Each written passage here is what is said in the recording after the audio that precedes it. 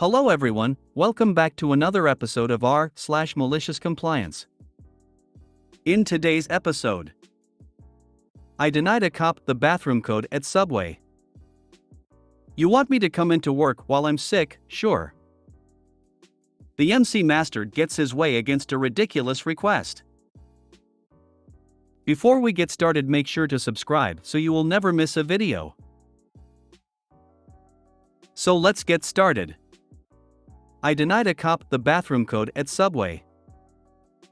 So I was working at Subway a few years ago and a man came in with his wife and 2 children. I had all 4 sandwiches started when the man asked me for the code to the bathroom.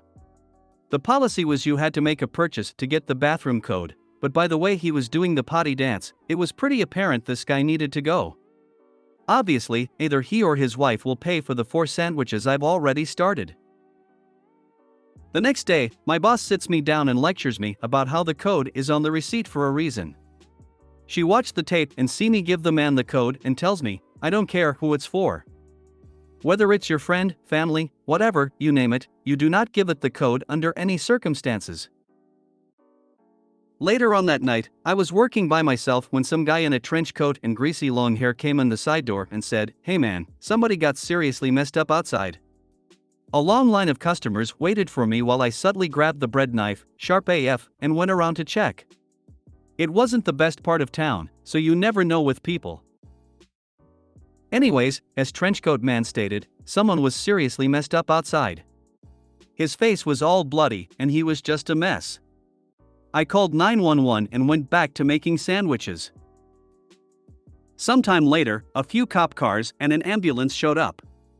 They were doing their business outside and then one of the officers comes in and asks for the bathroom code. Like 6 hours earlier, my boss told me not to give it under any circumstances without a purchase. I laughed a little and told him what I told all the other customers, I'm sorry, you have to make a purchase first. You can get a cookie which is $0. And then it'll be on the receipt. He didn't realize the laugh was really at myself and how awkward of a situation he unknowingly put me in, nor did I have a chance to explain it before the laugh and the rejection of the bathroom code caused the cop to become straight up furious. He gives me 3 warnings to give him the code. Each time I tell him I'm not going to give it to him and the customers are on my side telling him I'm just doing my job.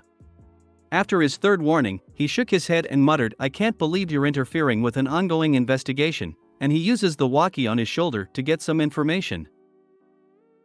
About 5 minutes later, one of the cops handed me a phone. I answered and my manager said, "Are you serious?" Long story short, the cop got the bathroom code and a free bag of chips. How many times do employers say that, under no circumstances, just to give exempted circumstances arise? It's far easier to tell people what they should do when you don't have to do it yourself. A good manager hires staff and then trains them to the point that they can trust them to make sensible decisions without having to be walked through it. A bad manager doesn't trust their staff and sets rules. A really shitty manager gets upset at staff when they're doing anything they don't approve of, regardless of whether it affects the job, company, or other customers. Since you said under no circumstances, I'm going to assume that you're testing me to make sure I comply with your previous instructions. Don't worry, I won't give him the code. How do I know it's really you? Or if it is you, are you being threatened to say this? You're going to have to come down here and sort it out personally. What did the manager think under any circumstances meant? Under any circumstances for someone like that means, never do it unless a situation arises that the person themselves would allow the rule to change in a certain scenario. What those scenarios are completely in their head and you should be a psychic to figure that out/s. It means you can do it, but I better agree with your choice when I find out about it. There is no stupid question. We are like a family here. We are a team. Safety is number 1 here. Wow, you got a double whammy. Cop abusing his power saying you're interfering with an investigation and a boss who gets mad at you for doing exactly what she told you to do. You want me to come into work while I'm sick? Sure. This occurred late January this year. I was just laughing about it with a friend who said I should post it here. Earlier this year I was doing bar work at a small local pub after college. Anyway, over the weekend I'd been helping out at the scout group, and through a combo of too much shouting through woods and a rather stressful week of family arguments, I slowly and then pretty much completely lost my voice. Sunday evening came and I realized there was no way it'd come back for Monday, so I sent my boss a text plus email to inform him that I wouldn't be in work tomorrow night and why. Monday comes and I get through college, sending him a reminder email and text before 10 a.m. as is policy. Around 7 p.m., my shift started at 6:30. I received a call from an angry head chef/boss asking my whereabouts. I had to pass the phone to my sister to talk for me. He then texted me demanding that I come into work. I decided, you know what, I will, but customers won't be happy. Went in and sorted the bar, and it wasn't long until problems started. First couple of customers just wanted some pints pulled, so no need for me to really converse other than motioning at the amount due for payment. Then a group of already tipsy women wanted a few gins and wines. I couldn't ask them what they wanted or let them know what we had other than gesturing and scribbling on a notepad. This group contained a particularly vocal Karen, and she had a reputation. She began harassing me and then turned her attention to the chef's mom as she walked past carrying a food order. She immediately noticed me at the bar, did a double take and a glance of "you shouldn't be here." She then more or less ordered me home. I ended up with a full shift's pay for 10 minutes of actually being there and was let off until my voice returned. A week and a half later, one of the serving staff told me about the aftermath. Chef's mom had fetched chef from the kitchen and had given him a good telling off in the bar area in front of customers. This wasn't the first time he'd tried to force staff to come in when they were ill. She also had him personally deal with Karen. I love it. Not my ideal repercussions, but not my place to say. I hope that's the last time that Cook does something like that. Mom is trying to raise her son right. I hope that dude gets it together before the whole staff decide to walk out on him one day. Matt, if he's old enough to be chef, his chances for learning from his mistakes are kinda slim. But maybe Mom will continue to hound him until he does learn. I love the chef's mom. I had a similar situation, but no one would let me go home until my voice returned or give me work that didn't involve me talking to customers. My voice is permanently damaged from it. I am so glad someone had your back, OP. If my wife and I go into a place with a noticeably sick employee, we'll turn around and leave, and that's a place we probably won't visit ever again. The ultimate weapon was unleashed. I love it. Oh, the boss, Mom, reamed the chef a new one, excellent. And he had to deal with the Karen. Poetic justice. The MC master gets his way against a ridiculous request. Back when I was at school, the literature professor, let's call him a light professor, was a malicious compliance master. He had a friendly rivalry against the dean. They'd been working together for nearly 20 to 30 years, so they knew each other very well, and played pranks on each other as well. When we were in class, if someone knocked the door, the usual was that the student closest to the door would get up and open. One time, the dean knocked when a light professor was teaching. I got up to open the door and the dean said, "I want him," pointing at a light professor, to open the door. I look at a light professor and he says, "Okay, close the door and go sit back down." And then, a light professor drops on his knees and starts walking on his knees to the door, shouting, "We're sorry, oh great dean, we're not worthy of your presence, please forgive us if we've done wrong."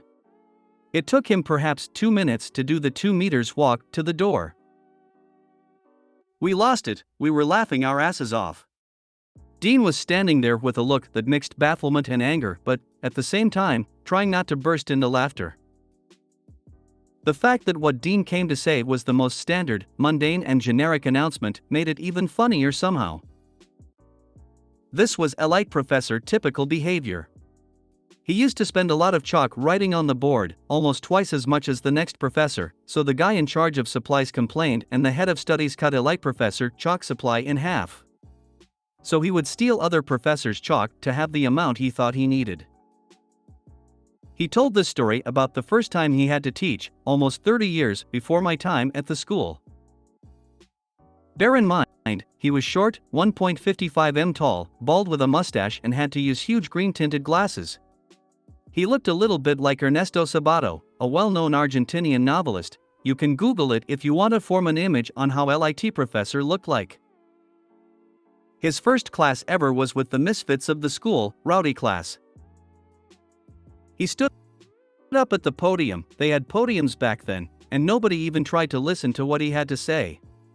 10 minutes passed and LIT professor said, "Excuse me guys, do you want me to do the class or are you up to something more important?"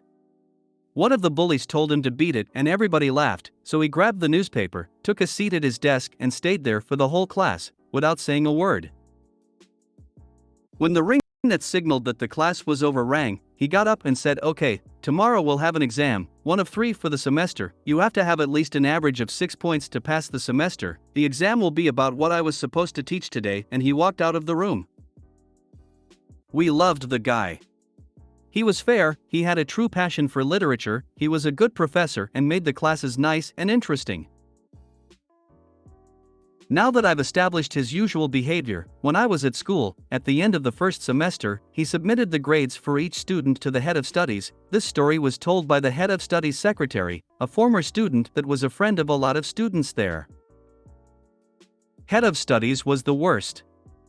He was concerned about the image the school had doors out rather than what the students really learned. He had quotas for students that could pass and students who had to fail each class. LIT professor submitted a list for our class, mostly very good students, where 80% of the class passed with flying colors, 8, 9s and 10s out of 10, and just one guy scored below 6, which meant he failed the classes. He got called to the head of studies office. Head of studies was angry, shouting that there were too few people failing and that LIT professor was way too generous on the grading system he used. LIT professor stood there and just listened. He said okay and left. QMC1, he submitted a new list. Every single student had a 2 failure for the whole class. He got called to the head of studies office again. Head of studies was fuming again. He told him he did not want this freaking mockery and to submit a new list with better grades. LIT professor said okay and left. QMC2, he submitted a new list. Every single student had a 10. He got called to the head of studies office again. Head of studies was pretty much having a heart attack. Before he could say anything, LIT professor says, "What? You didn't like the new list also? I'll tell you what, I know what each student deserves, so shut up and let me do my work." Okay, produced the original list and walked out. The list got accepted. He used to spend a lot of chalk writing on the board, almost twice as much as the next professor, so the guy in charge of supplies complained. How much are we talking about here? Like $2 worth of supplies? And somebody is complaining about it? It's chalk, not gold dust FFS. I guess he had a number of chalks provided by the supplier each month and LIT professor usage made it change or made him do more work, I don't know.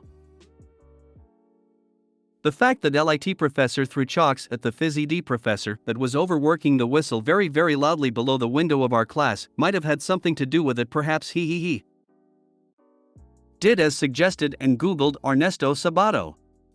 If that isn't what a lit prof should look like by definition, I don't know what is. I only wish I had such an epic professor. If you made it to the end of the video, thanks for watching. Don't forget to like, subscribe and share, and we will see you in the next video.